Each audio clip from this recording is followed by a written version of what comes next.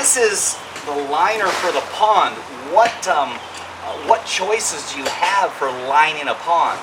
There's basically two choices, Jim. There's the rubber liner, which is probably the easiest way to do it. This is made by Firestone, and it's a company that builds tires. It's essentially made out of the same material as car tires. It's a 40 mil liner. The second way to do it would be to use cement.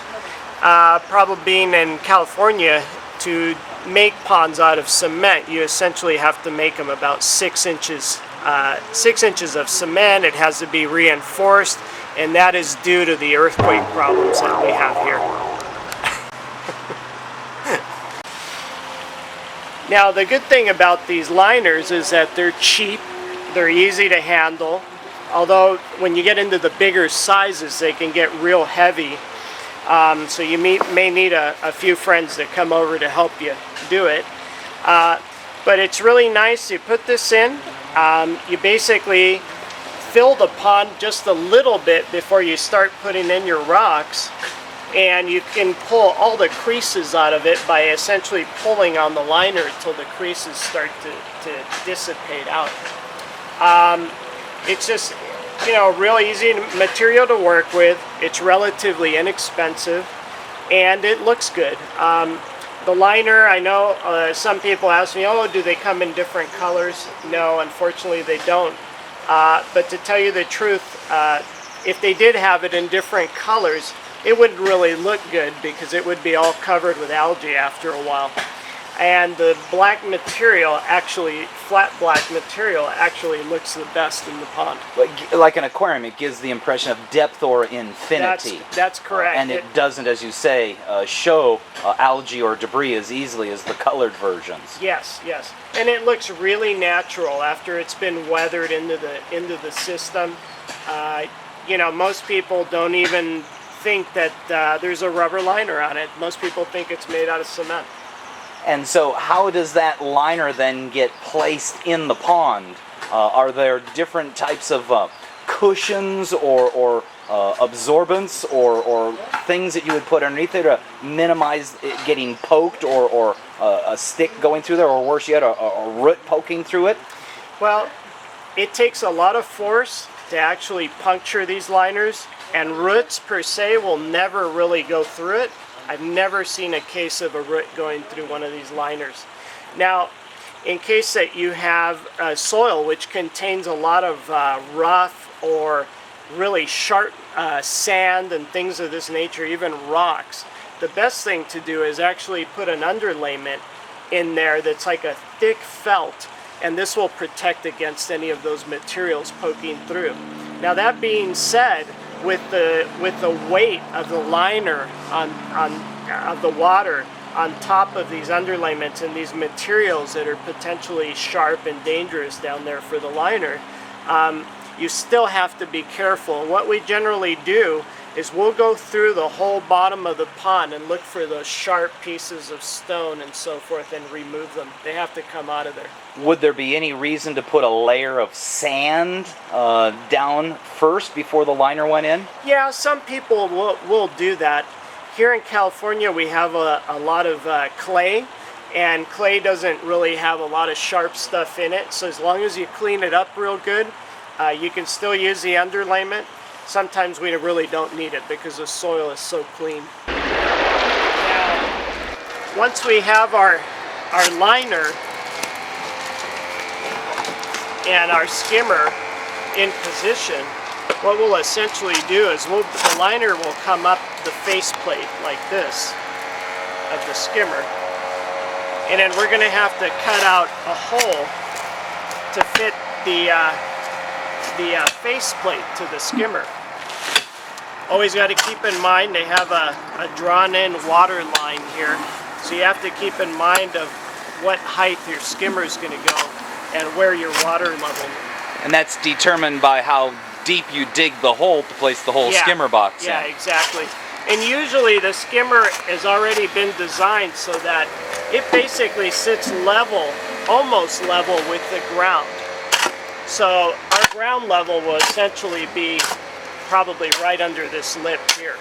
So after a couple of days of digging, chopping, clawing, and scratching, the boys are putting the liner and these stones in position now. All right, Jim.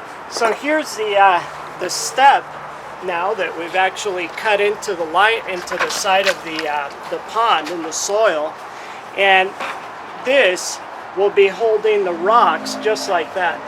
You can look over there. You can see we had already placed some there, and that's what essentially it does. Now, the water level will hit up about halfway up on that rock, and that's that interface we talked about with the land and the water. And then, as you can see, we have the liner partially in here already, and what we're going to do is we're going to pull the liner up over this area here. We'll pull it up like so. Move this rock over. Pull this up like so, and then we've got to push the liner down into the step like so, and you can see that we have a bunch of creases in the liner, and these have to kind of be worked out, so we'll actually take those and push them around till we find a good position for them, so you don't see a lot of creases. As a matter of fact, on this end you can see that a lot of the creases are already out of the liner, because we've actually put water in to kind of help settle the liner out.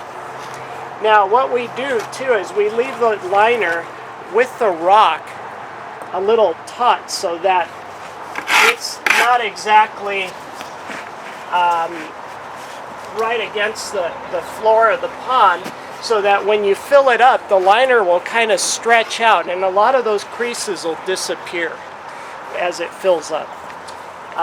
So then we'll go ahead and take this and kind of settle it all in. And you can see that right here we have the skimmer box. And so we're going to be attaching the skimmer box, and you'll get to see how we do that. You can see the faceplate is on here and so forth. And we'll actually be putting on some silicone on here, and then that'll go this will go in between, the liner goes sandwiched in between here and the silicone, and then we put screws, and it'll create like a bulkhead right into the unit here.